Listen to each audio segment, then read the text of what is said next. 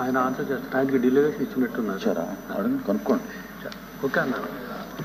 Question number 13451 minister for home and resources. అధ్యక్ష, మొదటి ప్రశ్నకి సమాధానం లేదండి.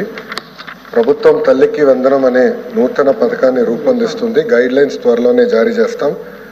రెండో ప్రశ్నకి సమాధానం ఈ ప్రశ్న ఉత్పన్నం కాదు. మూడో ప్రశ్నకి సమాధానం ఈ ప్రశ్న ఉత్పన్నం కాదు. రాంబాబు. గౌరవ విద్యాశాఖ మంత్రి గారికి అడుగుతున్నాను సార్. గతంలో జగన్మోహన్ రెడ్డి గారు ముఖ్యమంత్రిగా ఉన్నప్పుడు పిల్లలకు అమ్మఒడి పేరు చెప్పి 15,000 అని చెప్పి ముందు ఎంతమంది ఆయన ఎన్నికల హామీలో ఎంతమంది పిల్లలు ఉంటే అందరికీ ఇస్తామని చెప్పి తర్వాత మాట తప్పి కుటుంబానికి ఒక పిల్లవానికి లేకపోతే భార్యకి ఇస్తామని చెప్పి చెప్పడం జరిగింది. అది కూడా 15,000 ఇస్తామని చెప్పి తర్వాత దాన్ని 14,000 తర్వాత 13,000 కుదించడం జరిగింది సార్.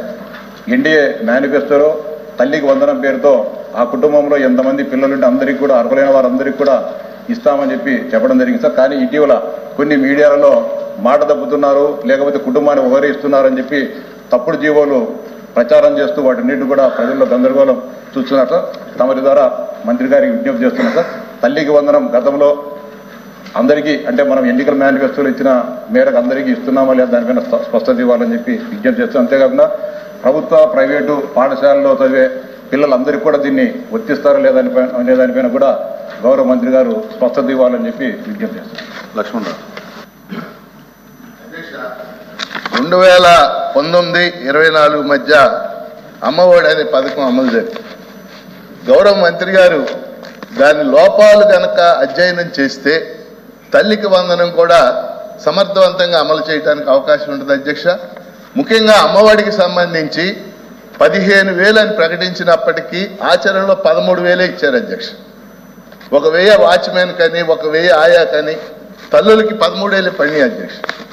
రెండో అంశం, చాలా సందర్భాల్లో అనేక మండలాల్లో మినహాయింపు ఇచ్చేశారు. వైట్ కార్డు ఉన్న వాళ్ళకు కూడా వీళ్ళ కరెంటు యూనిట్లు 300 దాటినాయి అని, లేదా ఆధారం ఇంకో చోట ఉందని అలా చాలా మందిని పక్కకు తప్పించి అవన్నీ మేము ప్రత్యక్షంగా చూసాం అధ్యక్ష.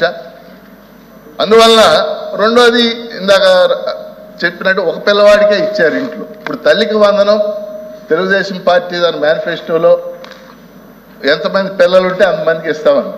నా పాయింట్ ఏంటంటే మీ ద్వారా మంత్రి గారిని కోరేది, దీన్ని స్పష్టంగా పాత పథకం యొక్క లోపాలు స్పష్టంగా అధ్యయనం చేసి ఆ లోపాలు లేకుండా తల్లికి వందనం పథకం అమలు చేయాలని మీ ద్వారా మంత్రి గారికి.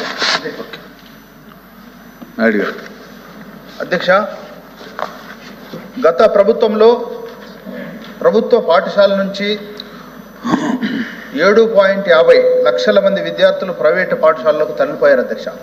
అదేవిధంగా దాదాపు 60,000 మంది ఇంజనీరింగ్ వగైరా కోర్సులు చదువుతున్నటువంటి విద్యార్థులు నాణ్యమైనటువంటి విద్య కోసం పొరుగు రాష్ట్రాలకు తరలిపోయారు అధ్యక్ష. మీ ద్వారా మంత్రి గారికి సబ్మిట్ చేసేది ఏమంటే అధ్యక్ష, దయవుంచి ప్రభుత్వ పాఠశాలని స్ట్రెంథన్ చేయడానికి తగు చర్యలు తీసుకోమని కోరుతున్నాను. అధ్యక్ష, ఈ తల్లికి వందనం దీనికి సంబంధించి ప్రస్తుతం ప్రభుత్వం చదివే పిల్లలందరికీ వర్తింపు చేస్తామని చెప్పింది.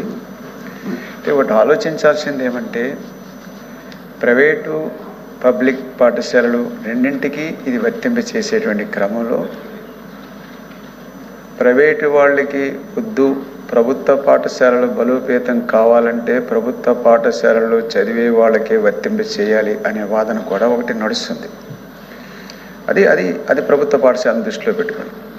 కానీ ఒకసారి ప్రవేశపెట్టిన తర్వాత అంత ఈజీగా దాన్ని తీసేయడం అనేది సాధ్యమవుతుందా అనేది ఆలోచించాల్సిన అవసరం ఉంది. ఏమైనా నా పాయింట్ ఏమిటంటే, సరే వాళ్ళకి ఇచ్చినా అందరికీ వర్తింపు చేసినా ఇది ప్రభుత్వ పాఠశాలల్ని దెబ్బతీసే విధంగా కనుమరుగైపోయే పద్ధతిలో ఇది ఉండకూడదు. ఇంకా ప్రభుత్వ పాఠశాలలో చదవటం వల్ల అనేక రకాల మిడ్ డే మీల్ కావచ్చు, బట్టలు కావచ్చు, కిట్స్ కావచ్చు, ఇట్లాంటివన్నీ ఉన్నాయి. ప్రభుత్వం వైపు నుంచి ఈ సహాయాన్ని అందిపుచ్చుకొని ప్రభుత్వ పాఠశాలను మీరు ఆదరించాలి అనే డ్రైవ్ సీరియస్గా ఉండాలనేది నేను మీ ద్వారా ప్రభుత్వానికి సూచించాను.